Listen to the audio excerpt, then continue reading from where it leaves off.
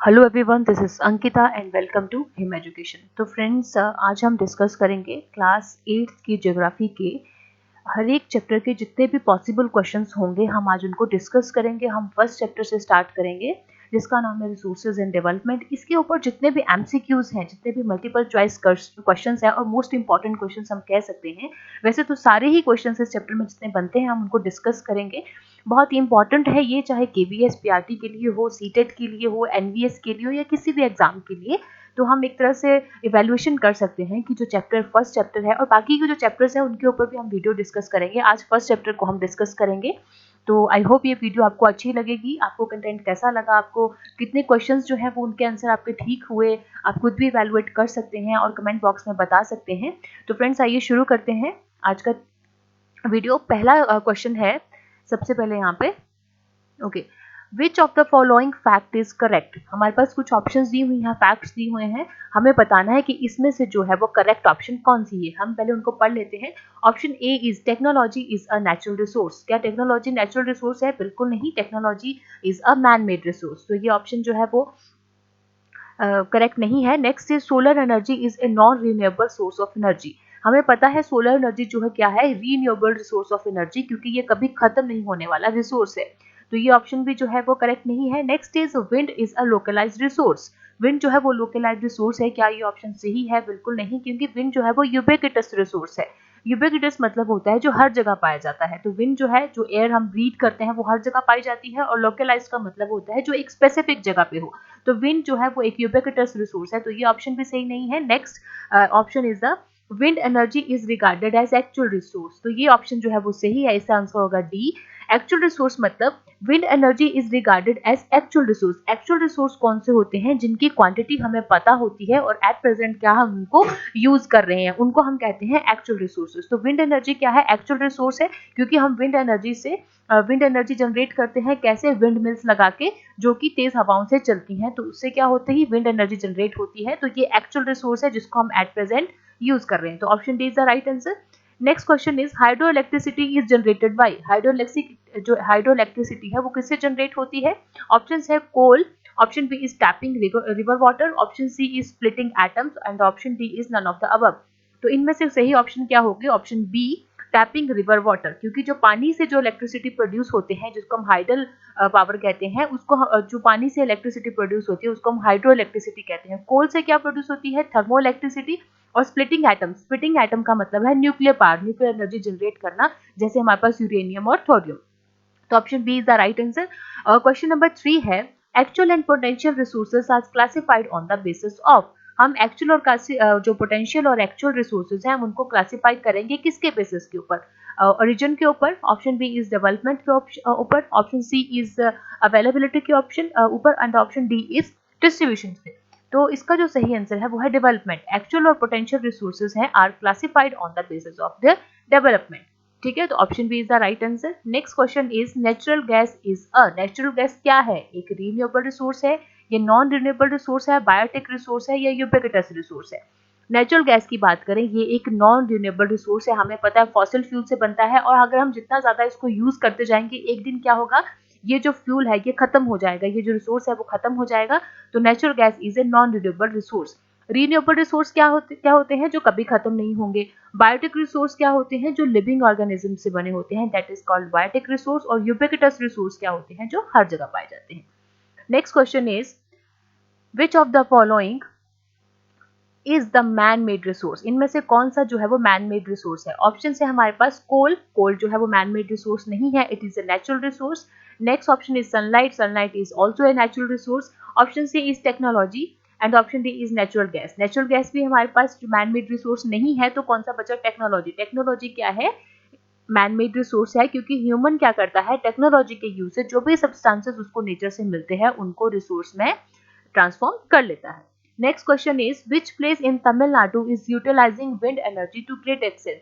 तमिलनाडु की कौन सी जगह में विंड एनर्जी को यूज करते हैं एनर्जी जनरेट करने के लिए विंड मिल्स की हेल्प से? तो कौन सी जो जगह है जहाँ पे विंड मिल्स, हम बोल सकते हैं कि विंड मिल्स लगी हुई हैं, जहाँ से जो एनर्जी है, विंड एनर्जी है, वो जनरेट होती है? तो ऑप्शन है हमारे पास Kalpakkam, option B is Nagercoil, option C is Chennai and option D is Nellore. तो इसका सही आंसर है नगरकोइल। तमिलनाडु के नगरकोइल में विंड मिल्स लगी हुई हैं जिनसे एनर्जी जनरेट होती है। ठीक है, next question is distribution of resources depend upon. Resources की डिस्ट्रीब्यूशन किसके ऊपर डिपेंड करती है? ऑप्शन है climate, option B is relief, option C is altitude and option D is all of the above. तो option D is a right answer, क्योंकि अगर हम बात करें डिस्ट्रीब्यूशन की नेचुरल रिसोर्सेज की, तो इन सारे फिजिकल फैक्टर्स के ऊपर डिपेंड करती है, फिर चाहे टेरेन हो, क्लाइमेट हो, एल्टीट्यूड हो, क्योंकि वहां का जलवायु कैसी होगी, उस जगह की ऊंचाई कितनी है, इन सब चीजों के ऊपर डिपेंड करता है कि जो मिनरल्स है उनकी डिस्ट्रीब्यूशन किस तरह से है, जो रिसोर्सेज है उनकी डिस्ट्रीब्यूशन जो है वो किस तरह से है। क्योंकि अगर हम अपने अर्थ की बात करें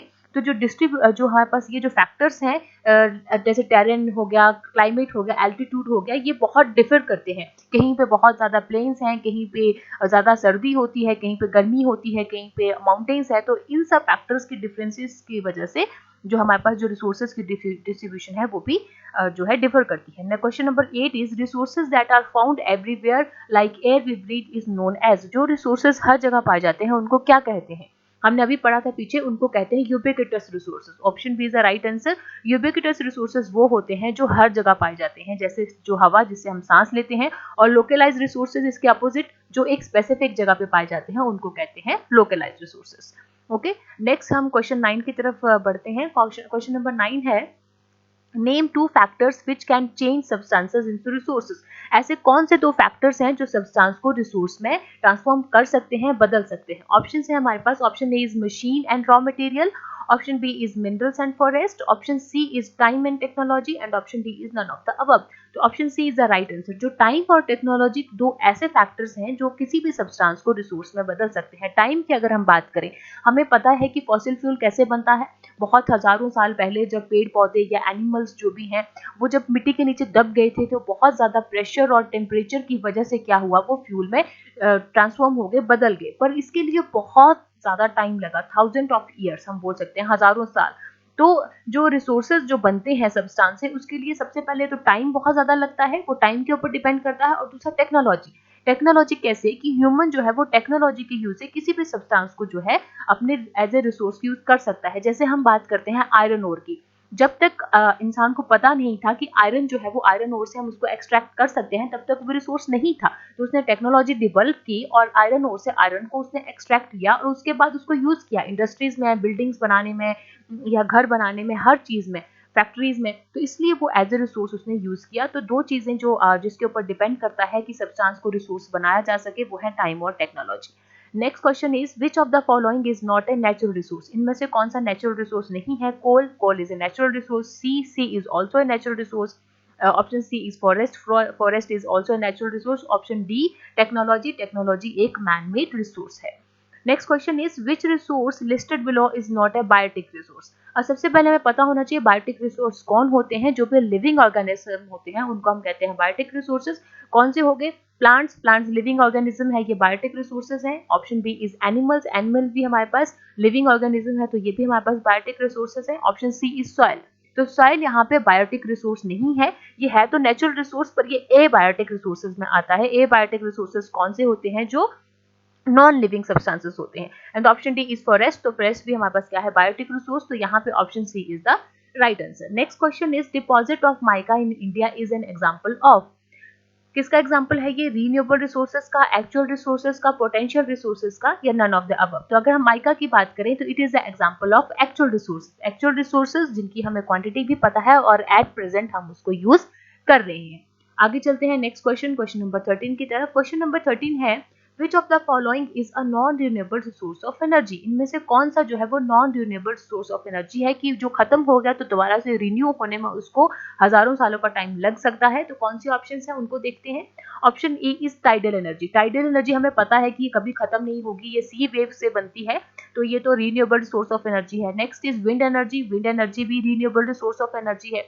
next is solar energy. Sun से जो हीट आती है वो कभी खत्म नहीं होगी, तो ये भी हमारे पास एक रीन्यूएबल रिसोर्स ऑफ एनर्जी है। ऑप्शन डी इज कोल। तो कोल क्या है? हमारे पास कोयला जो है वो non renewable resource of energy है, क्योंकि इसको बनने में हजारों सालों का टाइम जो है वो लग जाता है। Next is which of the following resource can make the best use of nature to create more resources. इनमें से कौन सा ऐसा रिसोर्स है जो हमारे पास नेचर से जो सब्सटेंस आ रहे हैं उनको जो है क्रिएट कर सकता है एज ए रिसोर्सेज। तो ऑप्शन है हमारे पास human, option B is machine, option C is technology and option D is none of the above. तो ऑप्शन ए जो है वो राइट होगा, क्योंकि ह्यूमन खुद एक रिसोर्स है और ह्यूमन ऐसा रिसोर्स है जो नेचर से मिलने वाली चीजों को एज ए बेस्ट रिसोर्स जो है वो बना सकता है और उसको यूज कर सकता है। Question number 15 is which of the following is largely found in Deccan प्लेटू। इनमें से कौन सी सॉइल जो है वो डेक्कन प्लेटू में सबसे ज्यादा पाई जाती है। ऑप्शन है हमारे पास black soil, option B is laterite soil, option D is red and yellow soil and option D is alluvial soil. तो ऑप्शन है हमारे पास ब्लैक सॉइल।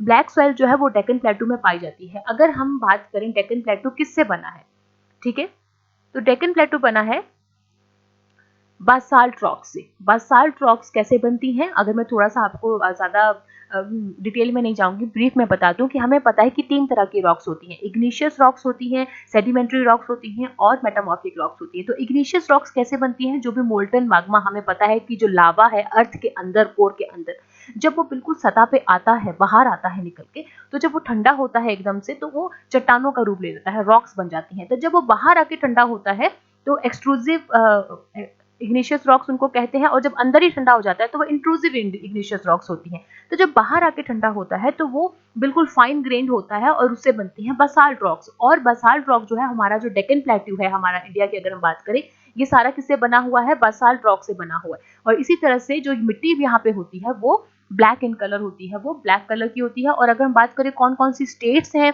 इसको हम लावा प्लेट्यू भी बोलते हैं, क्योंकि ये प्लेट्यू जो है वो लावा, हमें पता है बसाल्ट रॉक जो है वो लावा से बनी है, ठीक है, और जो हमारा प्लेट्यू है वो बसाल्ट से बना है, बसाल्ट रॉक से, इसीलिए इसको लावा प्लेट्यू भी कहते हैं। और कौन कौन सी स्टेट्स हैं जहाँ पे ब्लैक सॉइल पाई जाती है, तो वो है गुजरात हो गया, महाराष्ट्र हो गया, कर्नाटका हो गया और मध्य प्रदेश, ठीक है। Next question is name a type of resource which has a limited stock and once exhausted may take thousand of years to be replaced. ऐसा कौन सा रिसोर्स है जो जिसका स्टॉक लिमिटेड है और अगर एक बार खत्म हो गया तो हजारों सालों का टाइम लग जाएगा उसको दोबारा से बनने में। ऑप्शन है यूबिक्विटस, रीन्यूएबल, नॉन रीन्यूएबल और लोकलाइज्ड। तो option C is the right answer. Non renewable sources ऐसे होते हैं जिनका स्टॉक लिमिटेड होता है और अगर हम उनको ध्यान से यूज नहीं करेंगे, अगर वो खत्म हो गया तो उसको बनने में हजारों सालों का टाइम लग जाएगा। क्वेश्चन नंबर 17 इज, मिले तो आप मेरे चैनल को सब्सक्राइब कीजिए, लाइक कीजिए और शेयर कीजिए। Thank you so much. Stay healthy, stay safe.